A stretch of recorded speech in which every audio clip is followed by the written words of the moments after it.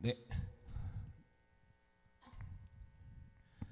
네, 오늘 말씀 우리 같이 보도록 하겠습니다. 오늘 말씀의 제목 한번 다 같이 읽어보도록 하겠습니다. 시작. 주님 손에 맡겨드리리. 네, 오늘도 다윗이 등장하죠. 역대상에는 다윗의 이름이 굉장히 많이 등장합니다. 근데 이 다윗이 대부분 이 역대상이라는 이 성경 안에서 어떻게 이렇게 표현되고 있냐면 좋게 표현해. 좋게 다윗이 어떤 일을 행해서 하나님이 기뻐하셨다, 이렇게 표현을 하는데 오늘 말씀은 달라요. 오늘 말씀은 다릅니다. 오늘 말씀은 다윗이 잘못한 일에 대해서 얘기하고 있어요. 다윗이 잘못한 일. 다윗이 이유는 모르겠어요. 하나님이 기뻐하지 않는 일을 행해서 하나님께서 그 다윗을 막기 위해서 사단이 다윗을 시험하도록 그대로 두셨어요. 그래서 오늘 1절에 보면 사단이 일어나서 다윗을 충동했다고 합니다. 충동이라는 것은 여러분이 충동 구매할 때 그 충동을 생각하면 되겠죠. 그러니까 이 사람이 결코 거스르지 못할 그러한 욕구와 욕망으로 행동하도록 만든다는 거죠. 그래서 다윗이 어떤 일을 했느냐, 계수했다 그래요. 계수라는 건 무엇이냐 하면요, 백성들의 수를 세는 거예요. 세는 거. 그래서 자신이 가지고 있는 군사력이 얼마인지, 싸울 수 있는 병력이 얼마고 싸울 수 없는 사람은 몇 명인지를 숫자를 세는 거예요. 숫자를 세는 거. 근데 이게 왜 잘못되었느냐 하면요, 하나님께서 이스라엘을 다스리시고 전쟁을 하면 하나님께서 대신 싸우셔서 승리하시는데, 왕이 자신의 군사력을 측정한다는 것은 어떻게 보면 자신이 이렇게 일구어낸 나라의 강함과 군사력들을 자기가 스스로 확인하겠다는 것이기 때문에 하나님께서 계수하는 것을 죄를 짓는 거라고 생각하셨어요. 그래서 이전부터 계수를 할 때는 무조건 하나님께서 명령하셨을 때만 하는 거예요. 누구누구야 너가 백성의 수를 세어라 라고 할 때만 백성들의 수를 세는 거예요. 그 이외에는 왕이 스스로가 자신의 군사력을 측정하기 위해서 하는 것이기 때문에 죄가 되는 거예요. 죄가.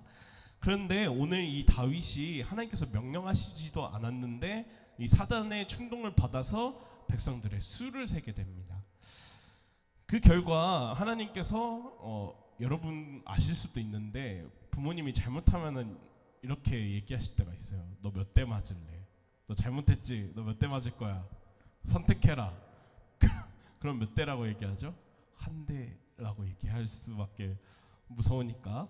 근데 하나님께서 오늘 똑같이 다윗에게 이렇게 말씀하세요. 내가 너에게 세 가지를 결정하게 둘 테니까 너 결정해라 라고 하셨어요. 그래서 3년 기근이 들든지, 아니면은 석 달 동안 너가 적군한테 패배해서 쫓기든지, 아니면은 사흘 동안, 그러니까 3일 동안이죠, 전염병이 들어서 이 나라가 많은 사람들이 죽게 될 것이다.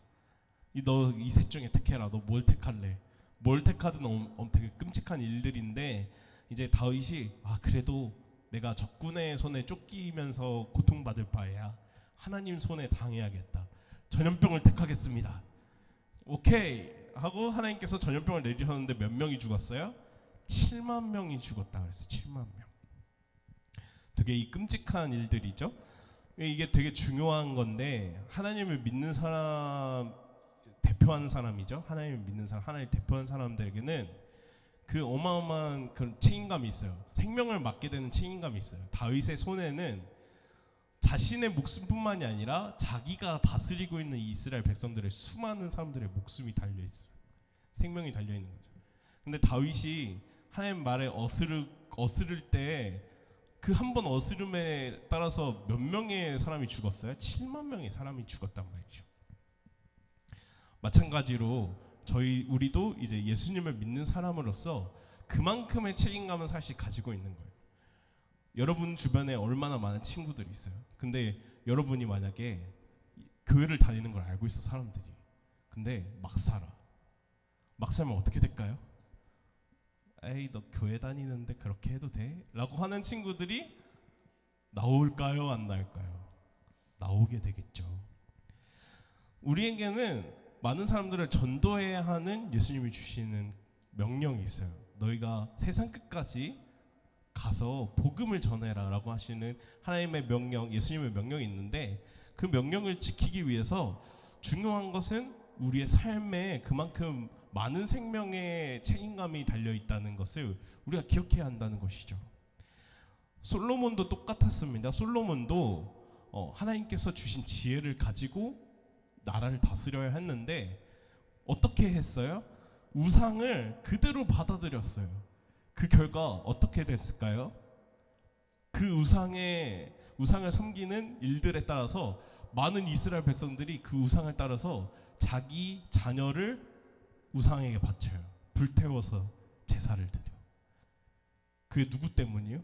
솔로몬 한 명이 그렇게 그것들을 허용하고 나니까 모든 사람들이 다 죄를 짓게 되는 거예요. 우리가 하나님을 믿는 사람으로서 이 세상에 살아갈 때 그런 책임감이 있습니다. 우리가 하나님을 믿는 사람으로서 우리가 정말 조금이라도 더 하나님이 기뻐하시는 방향으로 닮아가야 하는데 우리가 점점 더 잘 돼가다 보면은 우리가 하던 일이 정말 성공적으로 진행되다 보면은 어느새 하나님을 잊게 돼요. 어느새 하나님을 잊게 돼요. 그래서 이런 유명한 일화가 있습니다. 초기에 기독교에서 이 그리스도인들을 어떻게 해야 될까? 그래서 많이 죽였어요. 다 잡히는 대로 다 죽였어. 사자한테 집어 던지고 경기장에서 이제 사자를 풀어놓고 이 그리스도인들을 막 잡아 죽였어요. 근데 그리스도인들이 사그라들지 않는 거야. 그리스도인들이 오히려 죽음을 통해서 더 용기를 얻는 사람들이 나오는 거예요. 근데 누군가 이렇게 말하는 거죠. 그리스도인을 없애는 방법을 안다. 뭐냐 하면은 그리스도인들을 잘 되게 해주면 된다. 그리스도인들을 편하게 해주면 된다. 그리스도인들이 그냥 이 세상에서 잘 살아가기만 해주면 이 사람들 알아서 저절로 쓰러진다 라고 하는 거죠. 인생이 잘 풀리고 잘 되어 가다 보면요 어느새 하나님의 자리가 사라져요. 마찬가지로 다윗도 그랬죠. 자기가 왕으로서 잘 되어가고 있어요. 막 전쟁에서 승리하고 있어요. 그러니까 어느새 하나님을 잊어버린 거죠. 하나님이 오늘 말씀에서 다윗이 이 모든 역대상 말씀 중에서 항상 좋은 이야기밖에 없지나 여기서 다윗이 잘못한 이야기를 여기서만 적고 있어요. 그건 뭐냐 하면은 다윗이 정말 잘하고 있다가도 하나님께서 스탑 사인을 주신다요. 스탑. 만약에 여러분 신호등이 없다면은 우리 어떻게 될까요? 막 다 무단횡단해. 차도 그냥 신호 없이 그냥 다녀. 만약에 빨간불이 없다면은 지금 죽는 사람들보다 더 많은 사람들이 교통사고로 죽을 수밖에 없을 겁니다. 하나님께서는 우리 인생에도 그러한 빨간불을 주신다는 거죠. 다윗이 잘하다가도 하나님의 말씀을 떠나서 어느새 하나님을 잊고 살고 있을 때 다윗아 너 멈춰라. 너 멈춰야 돼. 라고 하나님께서 스탑 사인을 주시는 거죠.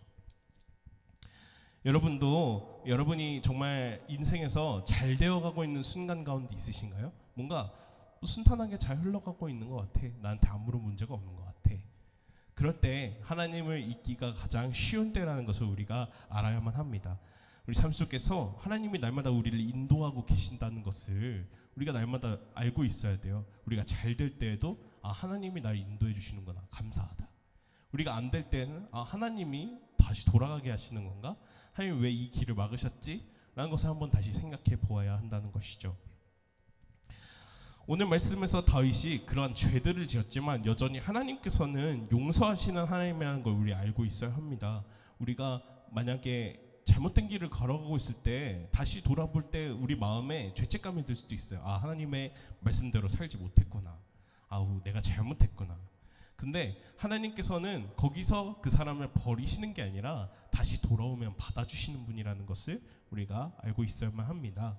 오늘 말씀의 이후에서는 또 하나님께서 다윗의 그 회개 기도를 들어주셔서 그래 다윗아 너가 나한테 제사를 드려라 그러면 내가 용서해 줄게 라고 하나님이 말씀하세요.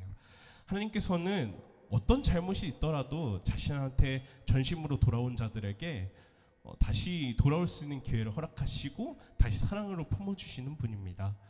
하나님께서는 날마다 우리 삶을 선한 길로 인도하시기 위해서 지금도 일하고 계시다는 것을 여러분이 알고 우리 삶 속에서 날마다 그 은혜를 더욱더 크게 누릴 수 있었으면 좋겠습니다.